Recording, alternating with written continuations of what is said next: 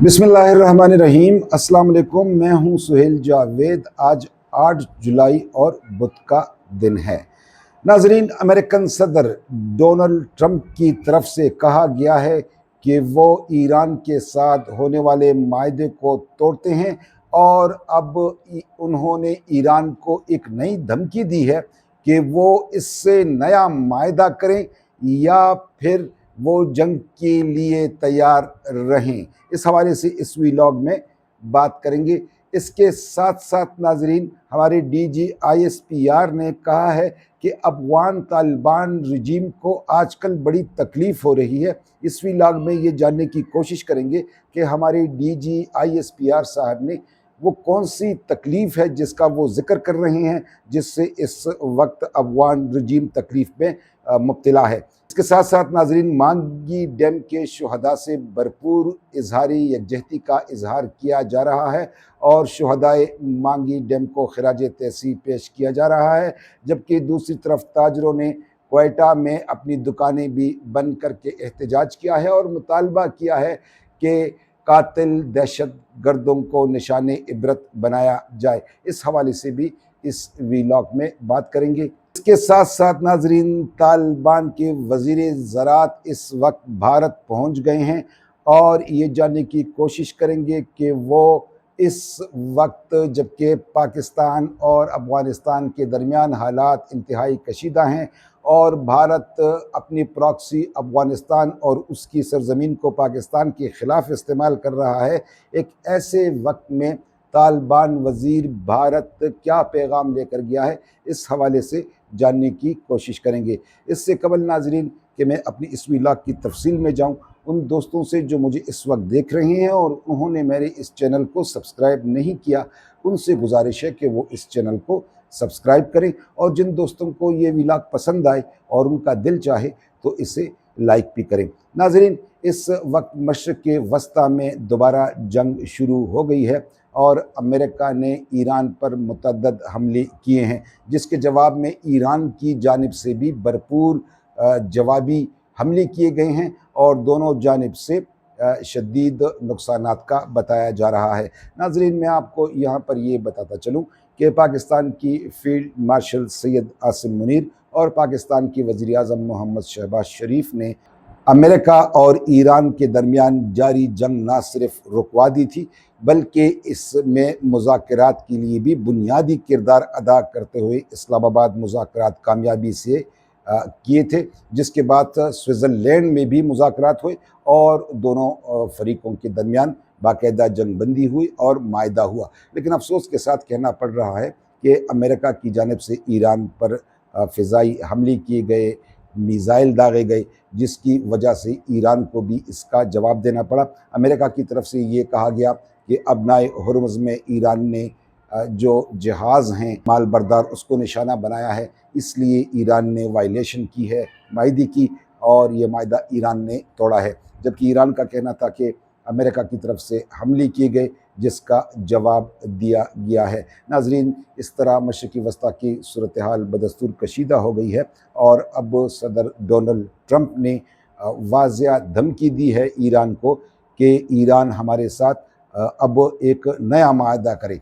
बसूरत दीगर इसके ख़िलाफ़ जंगी कार्रवाइयाँ शुरू कर दी जाएंगी और सख्त तरीन जवाब इसको दिया जाएगा। ये एक और बहरान जन्म ले रहा है मशरिक़ी वस्ता में, क्योंकि सदर ट्रंप की जानिब से इस धमकी के बाद मशरिक़ी वस्ता की सूरत हाल का फ़ौरी मामूल पर आना इस वक्त दिखाई नहीं दे रहा, जिससे अरब मुल्कों में भी तशवीश की लहर दौड़ गई है। नाजरीन, हमारे DGISPR ने आज क्वेटा में प्रेस ब्रीफिंग दी है और इस प्रेस ब्रीफिंग में इन्होंने खुलकर वाज़िया किया है कि जो भी पाकिस्तान और इसकी सालमियत से खेलने की कोशिश करेगा उसे निशाने इबरत बना दिया जाएगा। इन्होंने अपनी क्वेटा की प्रेस ब्रीफिंग में वाज़िया किया है कि इस वक्त भारतीय हिमायत याफ्ता दहशतगर्द अफ़गानिस्तान की सरज़मीन न सिर्फ इस्तेमाल कर रही हैं, बल्कि वो ये सरज़मीन तालिबान रजीम की सरपरस्ती में इस्तेमाल कर रहे हैं, जिससे ये वाज़िया होता है कि इस वक्त भारत اور افغانستان کا پاکستان میں تخریبی کارروائیوں کے لیے مکمل طور پر گٹھ جوڑ ہو چکا ہے۔ یہی وجہ ہے کہ آج بلوچستان میں بدامنی پھیلائی جا رہی ہے اور پاکستان کی جو اکانومی ہے بلوچستان کے حوالے سے اس کو روکنے کی کوشش کی جا رہی ہے۔ گزشتہ دنوں جو مذموم کارروائیاں کی گئیں بلوچستان میں BLA کالعدم تنظیم کی جانب سے، جس طرح سیکیورٹی فورسز پر حملے ہوئے، ان کو اغوا کیا گیا، ان کو شہید کیا گیا، اس پر بلوچ عوام اور پشتون عوام میں شدید اشتعال بھی پایا جاتا ہے۔ ناظرین، DG ISPR نے اپنی اس پریس بریفنگ میں ایک بڑی دلچسپ بات آج یہ کی کہ ہم یہاں پر جب بھی غیر قانونی افغان کے خلاف کارروائی کرتے ہیں قانون کے مطابق اور انہیں پکڑ کے ڈپورٹ کرتے ہیں تو انہیں بڑی شدید تکلیف ہوتی ہے۔ یہ واضح کیا گیا ہے کہ جو بھی غیر قانونی افغانی ہیں اسے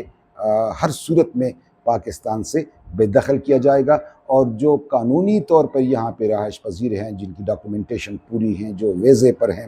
اور قانونی قیام ہے ان کا پاکستان میں، ظاہر ہے حکومت پاکستان ان کو مکمل پروٹیکشن دے رہی ہے۔ اگر وہ کاروبار کر رہے ہیں تو بھی ان کو پروٹیکشن دی جا رہی ہے۔ ناظرین، یہاں ایک بہت دلچسپ خبر یہ بھی سامنے آئی ہے کہ اس وقت طالبان رجیم کے جو وزیر ایگریکلچر ہیں وہ اس وقت افغانستان پہنچ گئے ہیں۔ غالباً آج ہی وہ افغانستان پہنچے ہیں، اور لگتا ایسا ہے کہ جو اس وقت صورتحال ہے، کیونکہ افغانستان کی سرزمین بھارت اس وقت استعمال کر رہا ہے اور اس میں کسی شک کی گنجائش نہیں رہی، یہی وجہ ہے کہ اس دورے کو اہم قرار دیا جا رہا ہے۔ اب یہ جاننے کی کوشش کی جا رہی ہے کہ ایسے حالات میں افغان وزیر اچانک کیسے بھارت چلے گئے ہیں۔ ظاہر ہے اس وقت